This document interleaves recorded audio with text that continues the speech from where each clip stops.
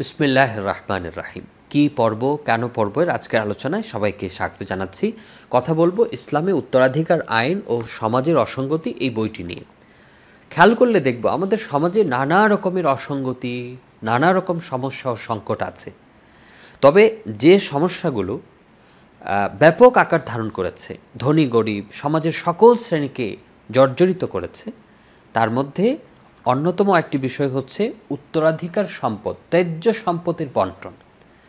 অথচ এই বন্টন প্রক্রিয়া, উত্তরাধিকার সম্পদ কীভাবে বন্টন করা হবে, কাকে কতটুকু দেওয়া হবে, এই বিষয়টি ইসলাম অত্যন্ত গুরুত্বের সাথে এবং খুব বিস্তৃতভাবে বর্ণনা করেছে। পবিত্র কোরআন ও হাদিসে এত গুরুত্ব দেওয়ার পরেও উত্তরাধিকার সম্পদ নিয়ে এই যে সমাজের অসঙ্গতি, সংকট, সমস্যা, এর কারণ কি? খেয়াল করলে দেখব এর কারণ হচ্ছে, প্রধান কারণ হচ্ছে সম্পদের লোভ। মানুষ সম্পদকে ভালোবাসে, সম্পদ কুক্ষিগত করতে চায়। কিন্তু এর পাশাপাশি আরও কিছু সমস্যা আছে। এর মধ্যে একটা সমস্যা হলো সচেতনতা না থাকা, সঠিক বিষয়টা না জানা। উত্তরাধিকার বিষয়টা কতটা স্পর্শকাতর এটা কারো জানা নাই, অথবা এই বিষয়টা জানা আছে কিন্তু কি করতে হবে, কি করা যাবে না, এই বিষয়টা জানা নাই। ফলে দেখা যায় একজন মুসল্লি মানুষ, যিনি হয়তো ইসলামের বিধানের প্রতি অত্যন্ত নিষ্ঠাবান, কিন্তু তিনিও ভুল করছেন। কেন ভুল করছেন? কারণ যে প্রক্রিয়া, যে পদ্ধতি তিনি অবলম্বন করছেন সেটা সঠিক, সেটা ইসলামের পদ্ধতি না। বইটি অধ্যয়ন করার পর আমার কাছে মনে হয়েছে এই অসঙ্গতিগুলো, এই সংকটগুলো দূর করার ক্ষেত্রে এই বইটি একটি সংস্কারমূলক ভূমিকা পালন করতে পারে। এর একটি কারণ হলো এই বইটির লেখক যিনি, হযরত মাওলানা মুফতি মাহবুবুর রহমান, যিনি ঢাকার স্বনামধন্য দারুল ইফতা ফতোয়া বিভাগ দারুল ফিকরি ওয়াল ইরশাদের তত্ত্বাবধায়ক, তিনি দীর্ঘ 16-17 বছর ধরে উত্তরাধিকার আইন নিয়ে কাজ করছেন এবং সমাজের বাস্তব সমস্যাগুলো একেবারে কাছ থেকে দেখছেন। মানুষ উত্তরাধিকার সম্পদ কীভাবে বন্টন করবে, এসব নানান অসঙ্গতি নিয়ে অনেক ক্ষেত্রে দারুল ইফতা বা ফতোয়া বিভাগের দ্বারস্থ হয় এবং সেখানকার মুফতি সাহেবগণ পর্যালোচনা করেন, বিশ্লেষণ করেন, তাদের সমস্যার সমাধান করেন। মুফতি মাহবুবুর রহমান দীর্ঘ 16-17 বছর ধরে এই কাজগুলো নিষ্ঠার সাথে এবং যত্নের সাথে করছেন। ফলে সমাজের অসঙ্গতিগুলো কী, সংকটগুলো কী এবং বাস্তব সমাধান কী, এগুলো সম্পর্কে তার প্রায়োগিক জ্ঞান রয়েছে। বইটিকে লেখক 3টি মৌলিক অধ্যায়ে বিভক্ত করেছেন। প্রথম অধ্যায় রয়েছে মিরাজ বা উত্তরাধিকার সম্পর্কে প্রাথমিক আলোচনা, এখানে পরিচয়, বৈশিষ্ট্য, গুরুত্ব নিয়ে আলাপ করেছেন। দ্বিতীয় অধ্যায়, এটি হচ্ছে এই বইয়ের মূল অংশ, এখানে প্রায় 57টি শিরোনাম রয়েছে। মিরাজ বন্টনে প্রচলিত ভুল ও তার নিরসন এ সম্পর্কে 57টি শিরোনাম তিনি উল্লেখ করেছেন।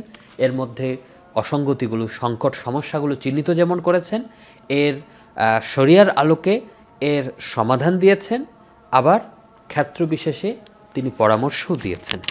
একটি বিশেষ অংশ হচ্ছে এখানে মৃত্যুর পূর্বে ওয়ারিসদের সম্পদ দিয়ে যাওয়া। এটি অনেকেই এখন বা আগেও করতেন, যে একজন মানুষ মারা যাচ্ছেন, তো মারা যাওয়ার আগে তার সম্পদগুলো নিয়ে যেন কোনো সমস্যা তৈরি না হয়, তার সন্তান ও তার অন্যান্য আত্মীয়দের মধ্যে যেন কোনো সমস্যা বা ঝগড়া ফাসাদ তৈরি না হয়, এর থেকে বাঁচার জন্যে অনেকেই মৃত্যুর আগেই ওয়ারিসদের মধ্যে সম্পদ বন্টন করে যান। এক্ষেত্রে সঠিক পদ্ধতিটা কি, কিভাবে সম্পদ বন্টন করতে হবে, এবং হচ্ছে এই বিপদ থেকে বাঁচার জন্যে, সমস্যা থেকে বাঁচার জন্যে অনেকে যে কাজ করেন এর মধ্যেও ভুল থেকে যায়, সেক্ষেত্রে মৌলিক বিষয়গুলো এখানে আলোচনা করেছেন। পাশাপাশি এখানে বেশ চমৎকার 2টি পরামর্শ দিয়েছেন যারা এই কাজগুলো করেন। ঠিক একইভাবে নারীদের মধ্যে মিরাজ বিষয়ে উদাসীনতা ও সামাজিক কুপ্রথা, স্বামী মারা যাওয়ার পর সমস্ত সম্পদ স্ত্রী নিজের নিয়ন্ত্রণে রেখে দেয়া, মা বেঁচে থাকায় সম্পদের পিতার সম্পদ বন্টন না করা, মিরাজ দাবি করার কারণে আত্মীয়তার সম্পর্ক নষ্ট করা, বরাদ্দকৃত রাষ্ট্রীয় সম্পদের মিরাজ, পেনশনের টাকা, অন্তিম অসুস্থতা বা মর্জে মৌতে বিয়ে করলে স্ত্রীর মিরাজ, এই ধরনের প্রয়োজনীয় সমাজে ঘটে বাস্তব সমস্যা, এসব নিয়ে তিনি আলোচনা করেছেন। যাই হোক, তৃতীয় অধ্যায়ে এখানে মিরাসের শরী নীতিমালা, আমরা একটা কথা বলেছিলাম যে সমস্যা হয় না জানার কারণে, অসচেতনতার কারণে। এখানে মিরাসের শরী নীতিমালা, উত্তরাধিকার সম্পদ ইসলাম কিভাবে বন্টন করতে বলেছে একটা প্রাথমিক ধারণা লেখক দিয়েছেন অত্যন্ত সহজ সরল ভাষায়। এটি পাঠ করলে কে কতটুকু পাবে এর একটা সামগ্রিক একটা সাধারণ ধারণা মানুষের হয়ে যাবে, পাঠকের হয়ে যাবে। এখান থেকে তার মিরাসের ব্যাপারে, উত্তরাধিকার সম্পদের ব্যাপারে সচেতন একটা দৃষ্টিভঙ্গি তৈরি হবে।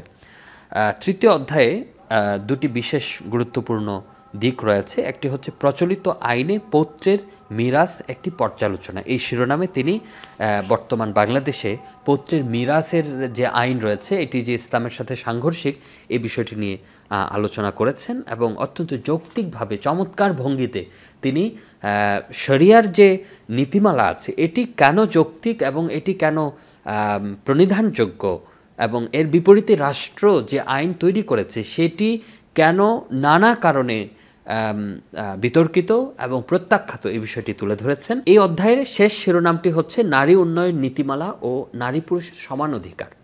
এটি অত্যন্ত গুরুত্বপূর্ণ বর্তমান সময়কে বোঝার জন্যে এবং বর্তমান সময় ইসলামের সাথে যে রাষ্ট্রীয় আইনের নানা ক্ষেত্রে সংঘর্ষ, এটি বোঝার জন্যে এই অধ্যায়টা পাঠ করা বা এই বিষয়ে জ্ঞান অর্জন করা অত্যন্ত জরুরি।